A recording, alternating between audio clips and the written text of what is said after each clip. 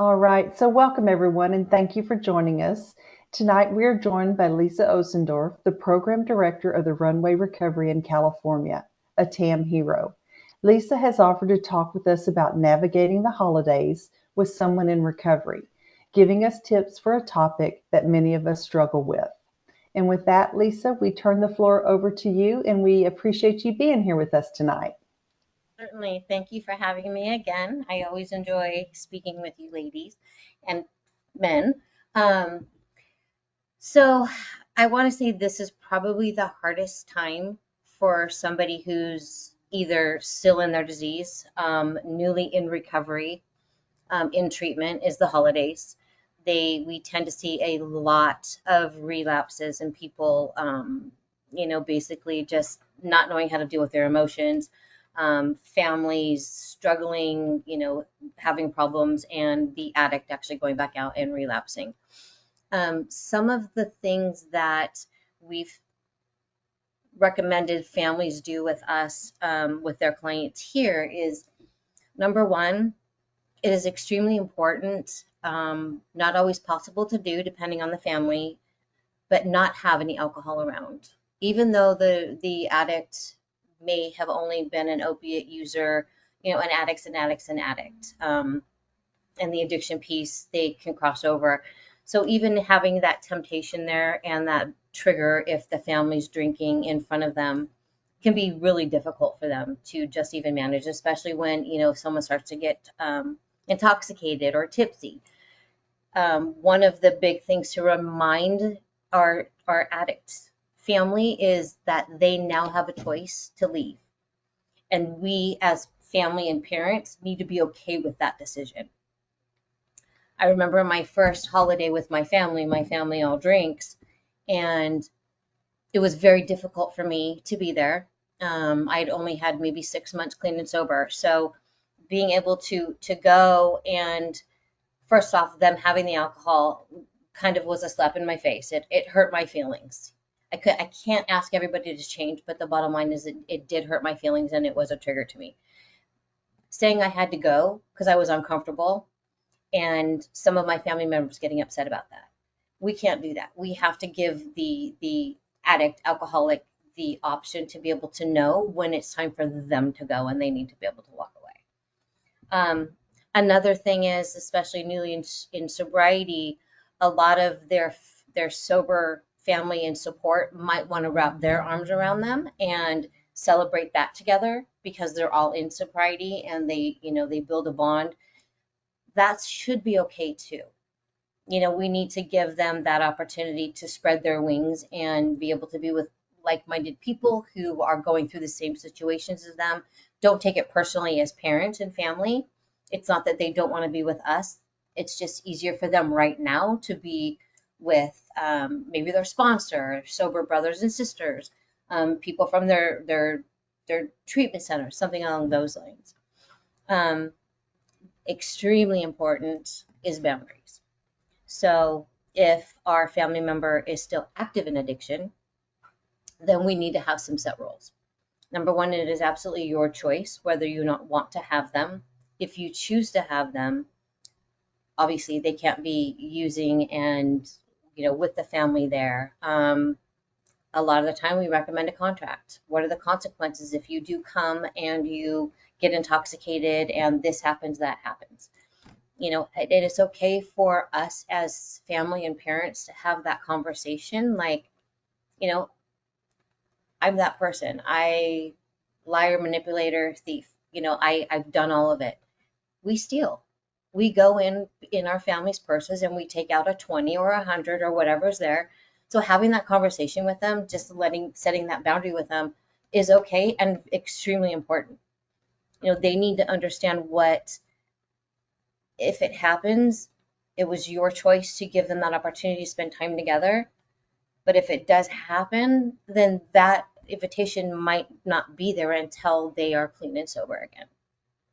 But one of the biggest things is always remember that we get triggered, especially so early in sobriety, very easily. Family conflict, guilt, shame, just little things that, are just normal conversations within families can trigger us. So being mindful of what the conversation is, keeping it completely light, like not, don't constantly, are you okay? What are you doing? Where are you going? What are you going to do with your life? Like that's, there's a time for that conversation at a different time. This time that you're having is there to enjoy each other, is celebrate the holidays, celebrate life, celebrate their recovery, but no conflict, no, give me, are you going to get a job, like that kind of stuff that you can have after the fact, because that just causes more tension, and we get very emotional about it, we get defensive, and then our families get defensive, and it just will cause a huge fight. So that can be one of the main things, because a lot of the time, me as a mom, I constantly with my son, what are you going to do? Are you almost done with school? What are your plans for the future? I need to keep it light when it comes, especially to the holidays. How you doing, babe? School going good? Not what are you going to do? What are you going to, when are you finishing? Anything like that. Um, let's see. Again, I can't say this enough, but considering having it be a sober event, um, and hopefully that our other family members will understand that. Sometimes they don't. Some people don't understand addiction. Um, it's a disease, and it's not something that we choose to do. And I'm sure your children that are in recovery have fought very hard to get where they're at. So if we can do anything in our power to make sure that light switch stays off and they stay sober, I'm willing to do anything for my child. I'm willing to do anything for my own sobriety. But for my son's sobriety, I would even go that much further. So that's a huge one. And then I had a couple of tips. I Googled some tips. Yeah, I would say that just having some ground rules if they're active in addiction, even if you suspect and they haven't admitted that they have relapsed, but you do suspect, you need to have some ground rules. You don't need to throw it out there and cause a fight and accuse them, but just let them know that you're aware and you're concerned, and this is what needs to happen at the house. Keep all conversations light with them, um, and set your boundaries. And most importantly, and we all forget to do this, we all, because we want to take care of our children and our addicted loved ones, we forget to take care of ourselves. And most importantly, especially in the holidays, shopping, preparing everything, our own emotional stress and issues that are going on, we need to take care of ourselves. All right, let's take some questions. All right. Thank you for that, Lisa. We do have a question. This is from Kim. Would it be wise to inform other family guests of the guidelines for the event? Absolutely. Absolutely. I think it's very important, because if they're not aware of what's going on, especially if you're going to host a sober holiday party, or if it's family members that might, like with my uncle, he wants to know everything. He wants to know where I'm at, what I'm doing. And it was very hard for me to sit with him, even at Easter or whatever, and have that conversation. So letting your family members know, like, we're going to keep it light. We're not going to get into these details. If you want to take them to lunch, and you guys can have that conversation elsewhere. But this is what we're doing tonight. These are the ground rules, and this is what I want you to respect, please. Okay, that sounds fair. While others are thinking of questions for you, I did have one. So, what do you do, Lisa, if you have conflicting family members who I'm not going to go if he's going to be there, or that kind of thing, like a brother or a sister that just doesn't want to come around if the addict is going to be there? Yeah, that's very difficult. I have that in my family. I guess the best advice I can give you is, if the addict is clean and sober, and the other family member hasn't been able to forgive, then maybe they can call a truce for the day. They don't have to interact, just be cordial. and you can ask them both to do that. If all else But fails, I mean, I would hate, would you uninvite one? I mean, would you? I wouldn't. I guess part of it boils down to is, do you not invite the addict to allow the sister to come? I mean, how do you decide that? So okay, so uninviting the addict, are they currently in active addiction?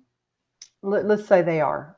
Okay, then yeah, then that's a fair ask. Absolutely.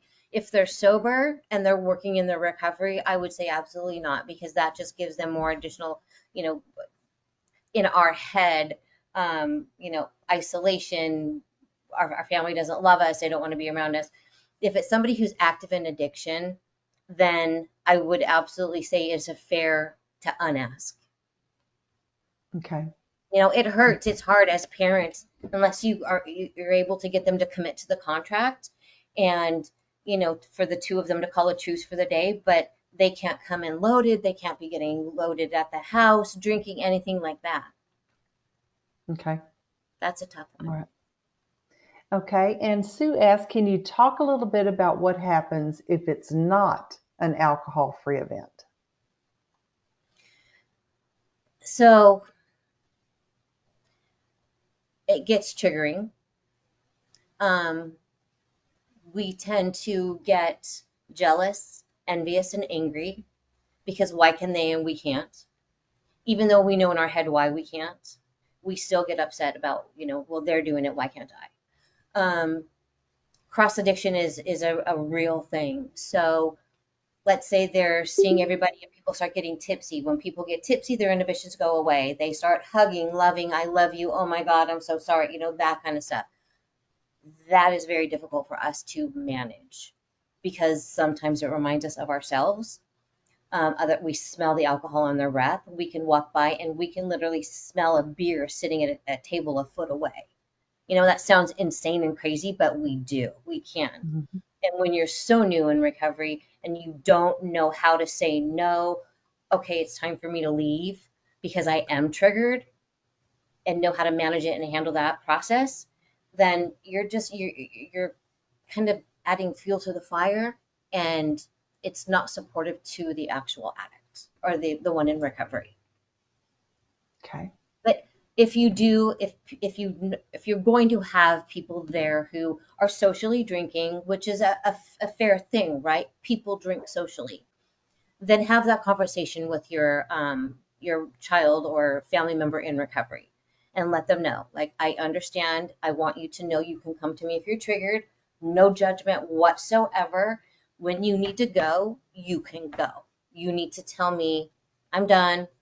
People are getting tipsy. I'm getting annoyed. So I'm going to go. And it's totally fine. I support what decision you make. All right. Giving them that support. Absolutely. Okay. Betsy made a comment. Years ago, my addict daughter was home for Christmas and we walked on eggshells. We kept things light and fun, but we didn't know what her triggers were. She's estranged herself from family and we haven't had a holiday with her since. Sound pretty typical, Lisa? It does. Yeah. A lot of the time,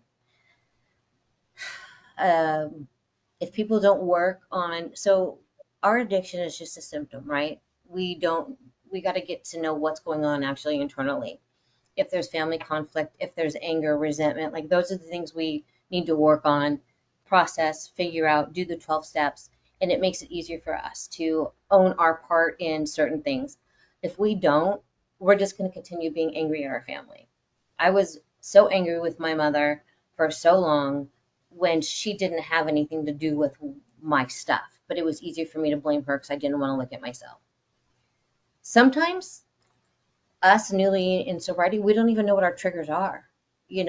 Some people will say, I can't walk down the alcohol aisle in the grocery store. Or, my sister's a huge trigger for me when she's drunk. Huge trigger. Took me a long time to recognize that that was a trigger for me. But you shouldn't have to walk around on eggshells. It is, you're supporting her. And if she's not able or willing to work with you and work on what is actually internally going on with her emotions and her anger and her resentment, then she just needs some more time. Maybe a suggestion that she does something along those lines, lovingly and compassionately. Right. Okay. And Kim says, so how about the opposite? Non-addict daughter invited brother. He declines. Since I don't truly know why he declined, how do I help her not feel dissed? So the non-addict daughter invited the addicted brother and he declined. Hmm. Okay. Okay. I would say she needs to understand a little bit more actually what this disease is. Um, it sounds like, and this is going to sound crazy, but it sounds like he's trying to protect her, by not showing up. She's feeling hurt and this, but he's probably knows that he needs to stay away because of how he gets or what happens when he gets that way. She needs to have the support and understanding that it's not personal towards her, it's his addiction. Right. I have mentioned this before too, Lisa, kind of in that same realm that my son has. I mean, he's an outgoing person. He loves people, but you take him into a group and it shuts him down. Yeah. It's like I always tell this story when we walked into a ballpark one time for a tournament, baseball tournament. He literally stopped and said, I don't think I can walk in there.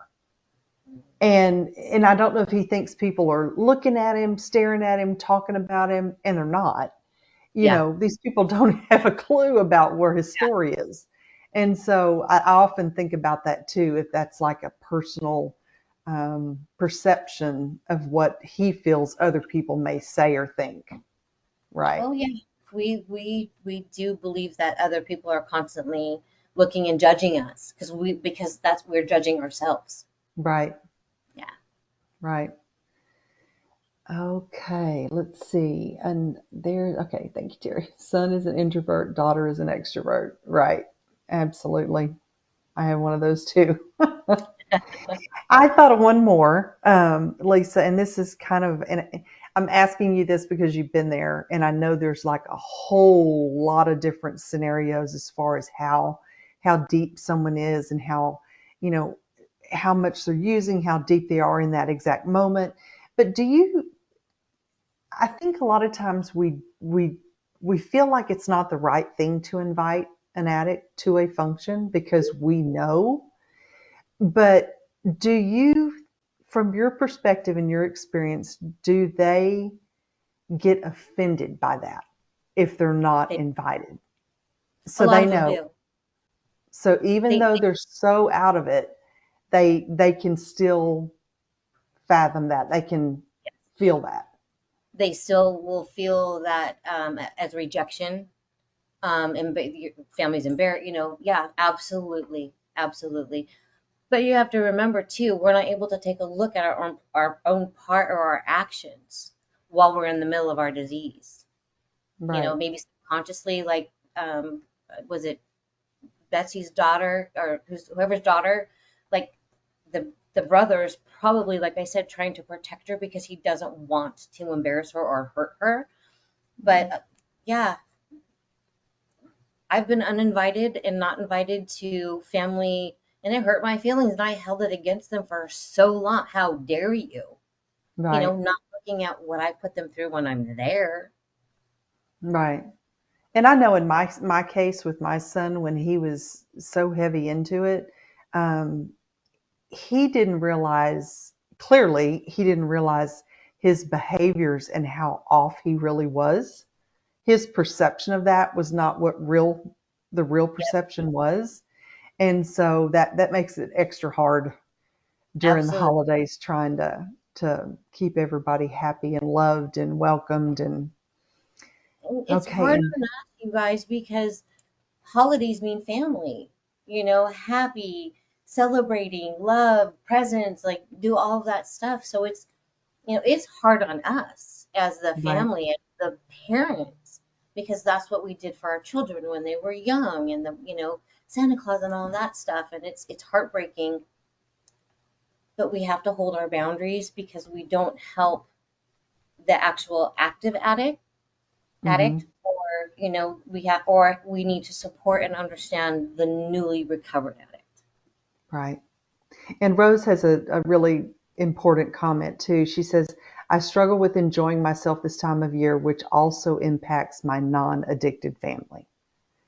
So she feels the weight of that on both sides, and it keeps her from being able to enjoy, the season with her non-addicted relatives.